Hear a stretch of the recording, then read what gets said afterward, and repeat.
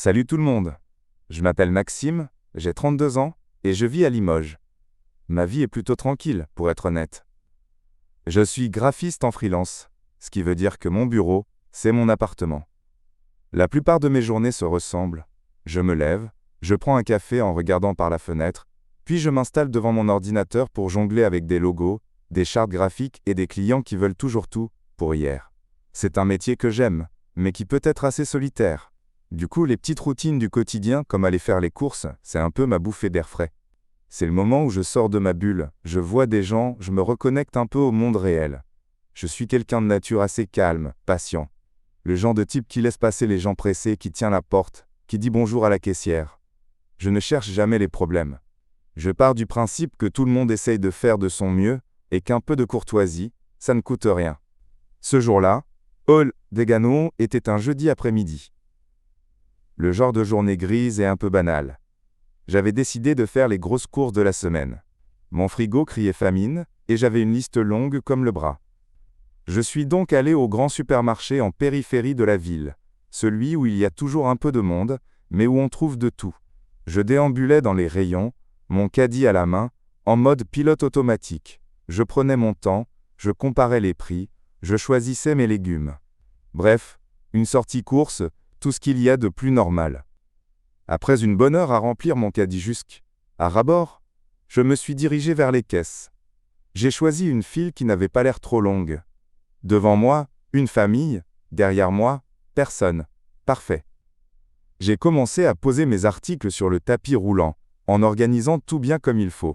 Les produits lourds et solides en premier, les trucs fragiles comme les œufs et les chips à la fin. C'est une petite manie, mais ça évite de retrouver ma salade écrasée sous un pack de lait. J était à peu près à la moitié de mon caddie, tranquillement en train de déposer un pack de yaourt, quand je l'ai vu. Une dame âgée, probablement dans les 70 ans, s'est approchée derrière moi. Elle n'avait qu'un petit panier, avec 3 ou 4 articles dedans. Je l'ai remarqué du coin de l'œil, mais je n'y ai pas prêté plus attention que ça. Je continuais à vider mon caddie, perdu dans mes pensées. Et c'est là que le problème a commencé. Soudain, je vois une main ridée se tendre par-dessus mon épaule, pousser le séparateur de courses que je n'avais pas encore posé, et commencer à déposer ses propres articles sur le tapis. Juste là, au milieu des miens. Mon premier réflexe a été la confusion. Je me suis arrêté net, un bocal de cornichons à la main. J'ai regardé mes articles, puis les siens, 1 litre de lait, une baguette et un journal, qui commençaient à se mélanger aux miens. J'ai cru à une erreur, une distraction de sa part. Alors poliment, avec un petit sourire, je lui ai dit « Excusez-moi madame, mais je n'ai pas encore terminé. » Je m'attendais à des excuses, « Ah pardon jeune homme, je n'avais pas vu. » Mais pas du tout. Elle m'a lancé un regard noir, un regard qui disait clairement « Et alors ?» Point. Elle a grommelé quelque chose d'inaudible entre ses dents, un son qui ressemblait à un soupir d'exaspération. Et au lieu de retirer ses affaires, elle les a juste tirées en arrière de quelques centimètres, l'air de dire « Voilà, c'est bon, t'es content ?» Point. Sauf que le tapis, lui, continuait d'avancer. Ses articles se rapprochaient dangereusement de la zone de scan, et elle était obligée de les tirer en arrière toutes les 5 secondes. C'est là que j'ai compris. Ce N était pas une erreur. C était volontaire. Elle avait vu mon caddie plein, son panier quasi vide, et elle avait décidé que son temps était plus précieux que le mien. Elle avait décidé qu'elle avait le droit de me passer devant, sans même demander. J'ai senti une vague de colère monter en moi. Ce N était pas juste une petite impolitesse, C était un manque de respect total. Elle me traitait comme si G était invisible, comme si ma présence N était qu'un obstacle sur son chemin. Le tapis continuait son chemin, et la scène devenait absurde. Elle, tirant sa baguette en arrière. Moi, figé, avec mon caddie à moitié plein. La caissière, une jeune femme qui avait l'air épuisée, a tout vu. Mais elle n'a rien dit. Probablement habituée à ce genre de comportement, et pas payée assez cher pour jouer les arbitres. J'ai vu dans son regard une sorte de pitié fatiguée. Pendant un instant, j'ai hésité. Une partie de moi voulait juste vider mon caddie le plus vite possible, pour en finir avec cette situation malaisante. C'est ce que j'aurais fait d'habitude.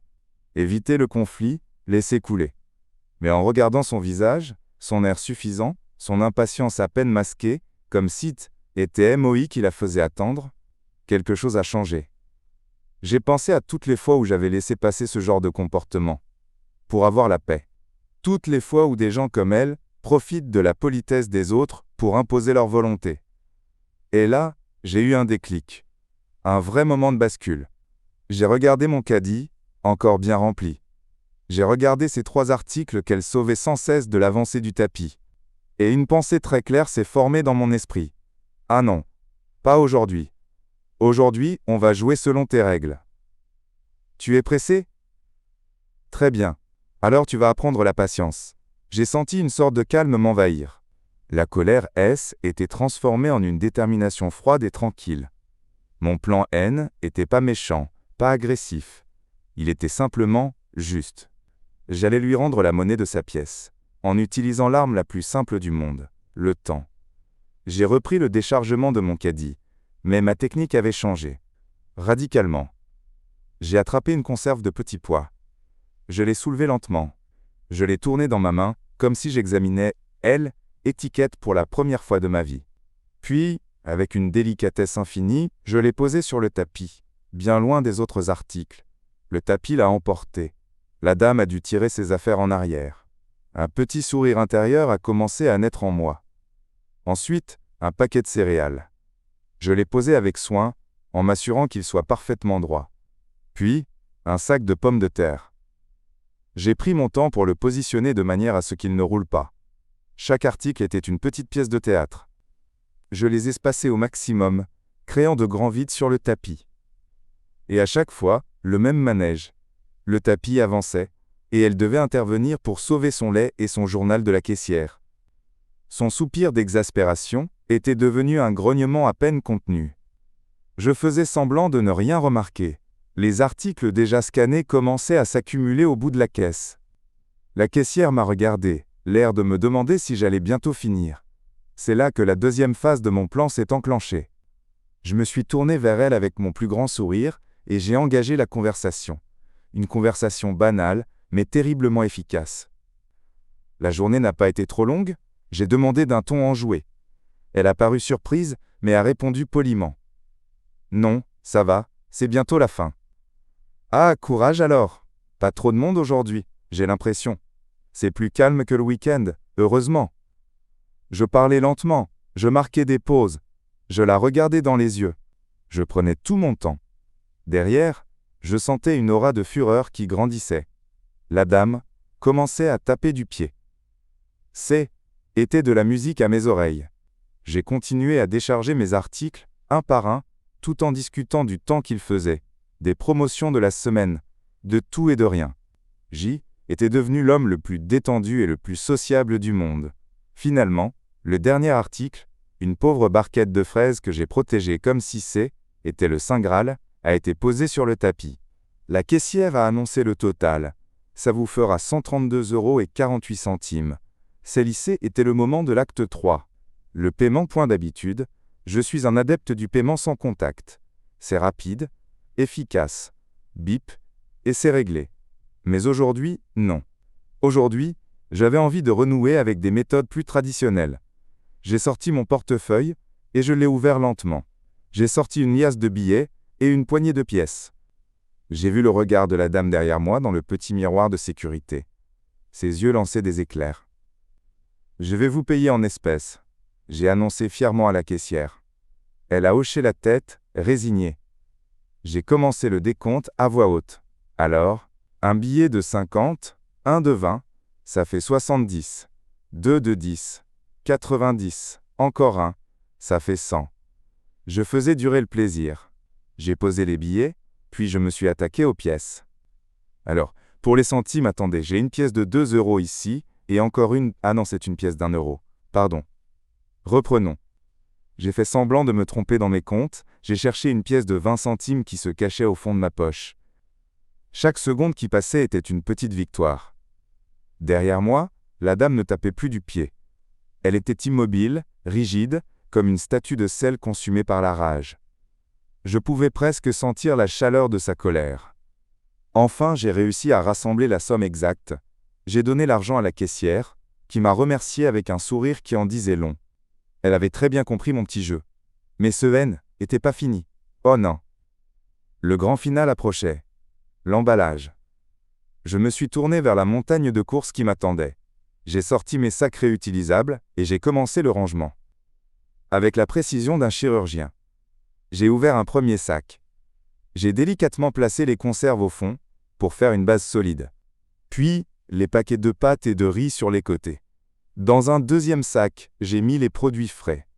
J'ai pris soin d'isoler la viande dans un petit sachet plastique. J'ai vérifié que les yaourts N n'étaient pas écrasés. Pour les œufs, j'ai ouvert la boîte pour vérifier que tout était en ordre avant de les envelopper de douceur au sommet d'un sac. Le pain? Surtout pas au fond, malheureux. Il faut le mettre dessus pour qu'il ne s'abîme pas. Je prenais mon temps, je réfléchissais à l'organisation parfaite. Était devenu une mission, un art. Chaque produit avait sa place. J'ai même défait un sac à mi-parcours parce que je n'étais pas satisfait de équilibre. Derrière, était le silence total. Un silence lourd, pesant, chargé d'une frustration monumentale. Je n'osais pas me retourner, mais je savais qu'elle était là, à bouillir sur place. Après ce qui m'a semblé être une éternité délicieuse, j'ai enfin rangé le dernier article. J'ai mis mes sacs dans mon caddie. Le moment était venu. J'ai pris une profonde inspiration. Je me suis retourné lentement, pour lui faire face. Nos regards se sont croisés. Son visage était rouge, ses lèvres pincées, ses yeux plissés en deux fentes furieuses. Elle était au bord de l'explosion, et là, j'ai fait la seule chose qu'il restait à faire. Je lui ai offert un petit sourire. Pas un sourire moqueur ou arrogant. Juste un petit sourire poli, calme, presque bienveillant. Un sourire qui disait « Bonne journée, madame ».